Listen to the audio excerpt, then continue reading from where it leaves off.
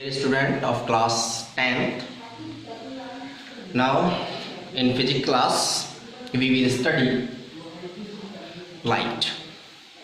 Previous class में हमने light के बारे में थोड़ा सा डिफाइन किया था। आपका फर्स्ट यूनिट है लाइट और चैप्टर। तो अब हम उसमें आगे प्रॉपर्टीज ऑफ लाइट के बारे में जानेंगे। तो लाइट मैंने लास्ट टाइम बताया था, light is a form of energy. ठीक है, एक एनर्जी की फॉर्म है। ठीक, अब उसकी कुछ प्रॉपर्टीज हैं। कुछ प्रॉपर्टीज को मैंने पहले भी डिफाइन किया था और some of properties are here. Light travels into electromagnetic wave. Light किसमें ट्रेवल करती है? इलेक्ट्रोमैग्नेटिक, विद्युत चुंबकीय तरंगों में चलती है, इलेक्ट्रोमैग्नेटिक वेव्स में चलती है। तरंगों के बारे में हम 9th क्लास में बहुत अच्छे से डिफाइन कर चुके हैं। ठीक है, इसमें हमने विद्युत चुंबकीय इलेक्ट्रोमैग्नेटिक वेव्स बताया। So does not require any medium to travel. और आपको ये पता होना चाहिए इलेक्ट्रोमैग्नेटिक वेव्स, विद्युत चुंबकीय तरंगों को चलने के लिए किसी माध्यम की, किसी मीडियम की आवश्यकता नहीं होती। वो बिना मीडियम के, बिना माध्यम के चल सकती है। तो यही है। तो इसलिए हम ये कह सकते हैं कि लाइट जब इलेक्ट्रोमैग्नेटिक वेव्स में विद्युत चुंबकीय तरंगों के रूप में चलती है तो वो बिना किसी माध्यम की चल सकती है। ठीक है, so does not require any medium to travel. इसलिए चलने के लिए उसे किसी माध्यम की, किसी मीडियम की जरूरत नहीं होती है। दूसरा पॉइंट है light has dual nature. Dual मतलब दो। लाइट की, प्रकाश की दोहरी प्रकृति है, दोहरा नेचर है। ठीक है, डुअल नेचर है। कौन सा? वेव। एक तो वेव की फॉर्म में, तरंगों के रूप में, जो तरंगों के हमने 9th क्लास में डिफाइन किया था। तरंगे क्या होती हैं? तरंगों के रूप में, एज वेल एज पार्टिकल, और कणों के रूप में भी चलती है। छोटे छोटे पार्टिकल्स कण के रूप में चलती है। ठीक है, पार्टिकल्स के रूप में चलती है। तो लाइट की, प्रकाश की दोहरा स्वभाव है, दोहरे प्रकृति है, डुअल नेचर है कि वो वेव्स के, तरंगों के रूप में भी है और वो पार्टिकल, कणों के रूप में भी चलती है। आगे, speed of light is maximum in vacuum, it is 3 × 10⁸ metre per second. Speed of light जब ट्रैवल कर रही है तो आपको पता होना चाहिए इसमें स्पीड होगी। और स्पीड ऑफ लाइट क्या है कि सबसे ज्यादा स्पीड ऑफ लाइट अलग अलग मीडियम में है, उसकी स्पीड है, लेकिन सबसे ज्यादा लाइट की स्पीड वैक्यूम में होती है। ठीक है, वैक्यूम में होती है, स्पेस में होती है। और वो कितनी होती है? 3 × 10⁸ मीटर पर सेकेंड। मतलब प्रकाश की जो चाल है वो सबसे अधिक किसमें होती है? निर्वात में होती है। और वो निर्वात में कितनी होती है? 3 × 10⁸ मीटर प्रति सेकंड होती है। मतलब सबसे ज्यादा। इसके बाद अगर हम बात करें वाटर में, पानी में, ठीक है, एयर में और दूसरे मीडियम्स हैं जिसमें लाइट ट्रेवल करती है, प्रकाश गति करता है, तो उसमें उतनी स्पीड, उतनी चाल नहीं है जितनी की वैक्यूम। तो ये वेरी इंपॉर्टेंट पॉइंट, और ये बार बार यूज होता है आगे नए फॉलोइंग क्लासेस में पॉइंट यूज होता रहेगा।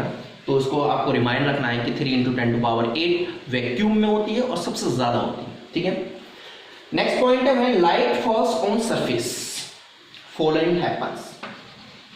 जब लाइट जो है किसी सरफेस पर पड़ती है, एनी सरफेस, कोई भी सरफेस पे, किसी भी तल पर पड़ती है, प्रकाश किरण जब किसी तल पर पड़ता है तो क्या होता है?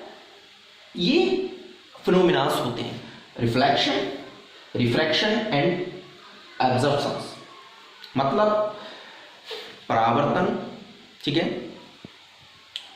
अपवर्तन और अवशोषण। कोई भी लाइट, अब जब भी प्रकाश किसी तल पर पड़ता है तो 3 घटनाएं होती हैं: परावर्तन, अपवर्तन, अवशोषण। ठीक है, किसी भी जब सरफेस पर लाइट फॉल्स होती है तो रिफ्लेक्शन, रिफ्रैक्शन एंड एब्जॉर्प्शन। हम देखते हैं कि रिफ्लेक्शन, इसके बारे में हम आगे डिफाइन करने जा रहे हैं, लेकिन देखें तो एब्जॉर्प्शन कैसे? रिफ्लेक्शन ये है कि उस सरफेस पर पड़ा, बाउंस हो गया, वापस चला गया उसी medium.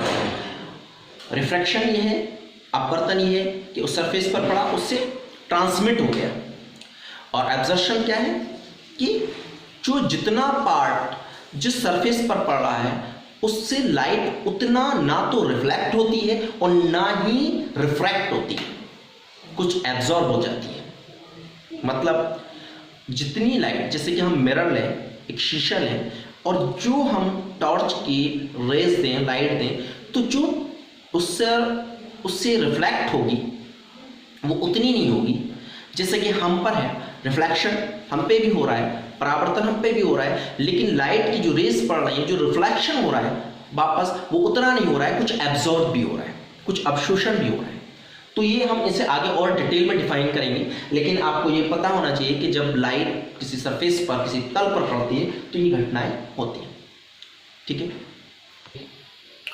Dear student, now reflection of light.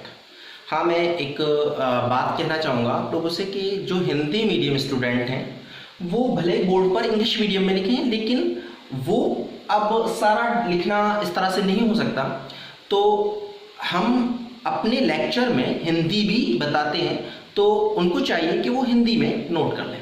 ठीक है, जहाँ मैं सारा डिफाइन करता हूँ जितना भी कि इंग्लिश में लिखा होता है, बट उसकी हिंदी जब मैं बताता हूँ तो आप उसको हिंदी में कर सकते हैं। आप ये मत सोचिए कि वो हिंदी में नहीं है आपको। ठीक है, अब वो सारा नोट नहीं किया जा सकता, काफ़ी लंबा लेक्चर हो जाएगा ऐसे करने से, तो हम साथ साथ हमें कवर भी करना है बहुत सारे टॉपिक्स। तो जो हिंदी मीडियम स्टूडेंट्स हैं उनसे मेरा ये कहना है कि वो जहाँ मैं हिंदी बताऊँ उनको वीडियो को पॉज करें, बार बार बैक करके देखें, और वो हिंदी अपने हिंदी में ट्रांसलेट कर लें। हिंदी में ट्रांसलेट तो मैं ही कर देता हूँ, लेकिन उसको हिंदी में नोट कर लें। बस बोर्ड पर नहीं लिखा होता है, लेकिन मेरे लेक्चर में, मेरे बोलने में हिंदी मीडियम भी रहता है। तो देखते हैं रिफ्लेक्शन ऑफ लाइट, प्रकाश का परावर्तन। ठीक है, व्हेन द लाइट रे falls on a non transparent object, जब प्रकाश की किरण, लाइट रे फॉल्स पड़ती है नॉन ट्रांसपेरेंट ऑब्जेक्ट, ठीक है, जो अपारदर्शी, नॉन ट्रांसपेरेंट ऑब्जेक्ट, अपारदर्शी वस्तु पर जब प्रकाश की किरण पड़ती है, ठीक है, इट गेट रिफ्लेक्टेड, तो ये रिफ्लेक्ट हो जाती है या बाउंस बैक, वापस चली जाती है इन सेम मीडियम। जब प्रकाश की किरण किसी ऐसे तल पर पड़ती है जो अपारदर्शी है, तो क्या होता है, उससे टकराकर वापस उसी माध्यम में लौट जाती है। ठीक है, बाउंस बैक हो जाती है। व्हेन द लाइट रे, जब लाइट रे किसी ऐसे सरफेस पर पड़ती है जो नॉन ट्रांसपेरेंट है, ठीक है, तो उससे बाउंस बैक हो जाती है। ये बाउंस बैक होना ही, ये अपने माध्यम में लौट जाना ही क्या कहलाता है, प्रकाश का परावर्तन, रिफ्लेक्शन ऑफ लाइट। इस फिनोमेना को, इस घटना को ही हम क्या कहते हैं, रिफ्लेक्शन ऑफ लाइट, प्रकाश का परावर्तन कहलाते हैं। ठीक है, अब हम देखें, जैसे कि एक डायग्राम बना हुआ है, कोई नॉन ट्रांसपेरेंट, हमने ये मिरर लिया, शीशा लिया, दर्पण, ये नॉन ट्रांसपेरेंट, ये प्रकाश की किरण, लाइट ऑफ रे आई, और इस पर सरफेस की बाउंड्री पर, तल पर यहां स्ट्राइक हुई, यहां टकराई, और ये वापस इसी माध्यम में लौट गई, मीडियम लौट गई। माध्यम जो भी है, यहाँ एयर है, वायु है, माध्यम है, तो इसी माध्यम में जो वापस लौट रही है, ये इसी माध्यम से आई है, इसी माध्यम में जा रही है, इसी मीडियम से आई है, इसी मीडियम में जा रही है। ये मीडियम मतलब एयर में थी, एयर में गई, ऐसा नहीं है कि यहां से गई वाटर में चली गई, नो, एक ही मीडियम, सेम मीडियम का मतलब समझें कि माध्यम उसी माध्यम में लौट रही है। तो ये माध्यम में जो लौटना है, ये क्या कहलाता है, प्रकाश का परावर्तन, रिफ्लेक्शन ऑफ लाइट। इसमें एक रूल है, लॉ है, दो रूल, कि एक तो ये है सबसे पहले कि incident ray, point of interaction, ठीक है, eight normal and reflected ray, तीनों मतलब आपतित किरण, परावर्तित किरण और आपतन बिंदु पर बना अभिलंब, incident ray, reflected ray and the normal at incident point, तीनों क्या होते हैं, इन ए सेम प्लेन, एक ही तल में होते हैं, तीनों एक ही तल में होते हैं, तीनों सेम प्लेन में होते हैं। सेम प्लेन से मतलब सबका प्लेन ये रहा ऊपर, ये नीचे तो नहीं आते, यहां तो नहीं, सब एक ही प्लेन में, ठीक है, एक ही प्लेन में। और दूसरा क्या है कि जो नॉर्मल यानी अभिलंब के साथ हम और इंसिडेंट रे यानी आपतित किरण के साथ जो कोण बनता है, आपतित किरण और अभिलंब के साथ जो कोण बनता है, ऐसे ही परावर्तित किरण और अभिलंब के साथ जो कोण बनता है, इसे हमने आई नाम दिया, एंगल आई, कोण आई, एंगल आर, कोण R. Incident ray and with incident ray and normal, the angle of incident and with reflected ray and the normal is reflected angle. तो उस कोण को हम आपतन कोण और इसको हम परावर्तन कोण कहते हैं, ठीक है, एंगल ऑफ इंसिडेंट और एंगल ऑफ रिफ्लेक्शन। तीनों तो दो रूल आपको याद रखें। और दूसरा क्या है कि दोनों कोण angle I equal to angle R, दोनों कोण हमेशा क्या होते हैं, बराबर होते हैं, इक्वल होते हैं। इसके बाद हम बात करेंगे कि reflection, types of reflection, types of reflection मतलब परावर्तन के प्रकार, परावर्तन के प्रकार, types of reflection. There are two types, कितने होते हैं, टू टाइप्स, दो प्रकार होते हैं।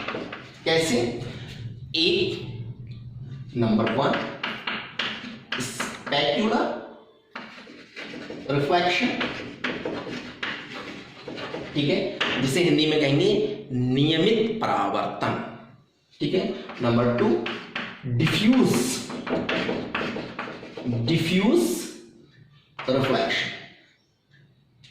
रिफ्लेक्शन, जिसे हम क्या कहेंगे, अनियमित परावर्तन। इन दोनों को हम समझेंगे कैसे, क्या होता है कि कैसे हम मान जानेंगे कि स्पेक्युलर नियमित परावर्तन होता है, कैसे जानेंगे कि डिफ्यूज रिफ्लेक्शन मतलब अनियमित परावर्तन होता है।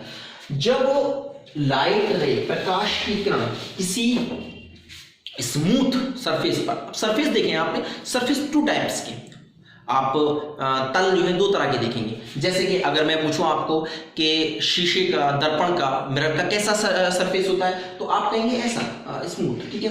लेकिन अगर मैं एक वॉल का पूछूं, दीवार का पूछूं, तो आप कैसे कहेंगे, ऐसा होगा। बहुत पास से आप देखेंगे तो थोड़ा बहुत उसमें रफली होगा, ऊबड़ खाबड़ होगा। ये कैसा होगा, एकदम स्मूथ। मिरर है, ठीक है, माइका है, like these are smooth compare than wall. दीवार की तुलना में जो दर्पण का तल होगा वो कैसा होगा, स्मूथ होगा, चिकना होगा। और दीवार का कैसा होगा, खुरदरा होगा। तल कैसा होगा, खुरदरा, यानी रफ, ये रफ कहलाएगा, खुरदरा, और ये कैसा होगा, स्मूथ, चिकना होगा। तो रिफ्लेक्शन, बस यही आपने ये बात समझ ली। तो जो रिफ्लेक्शन स्मूथ सरफेस पर होते हैं वो क्या कहलाते हैं, स्पेक्युलर रिफ्लेक्शन, नियमित परावर्तन कहलाते हैं। और जो रफली सरफेस पर होते हैं यानी खुरदरे तल पर होते हैं वो कैसे कहलाते हैं, डिफ्यूज रिफ्लेक्शन होते हैं, अनियमित परावर्तन होते हैं।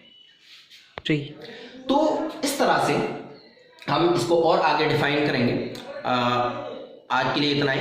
और जितनी भी कोई भी प्रॉब्लम हो वो आपको दो टाइप से आप पूछ सकते हैं। आप पर्सनल व्हाट्सएप मैसेज कर सकते हैं, कमेंट बॉक्स में यूट्यूब के वहाँ पर कमेंट कर सकते हैं, ठीक है। व्हाट्सएप पर्सनल मैसेज से ज़्यादा बेटर है, ठीक है, वो भी पूछ सकते हैं। और इतना इसके बारे में हम आगे डिफाइन करेंगे। आज के लिए इतना ही। Have a nice day.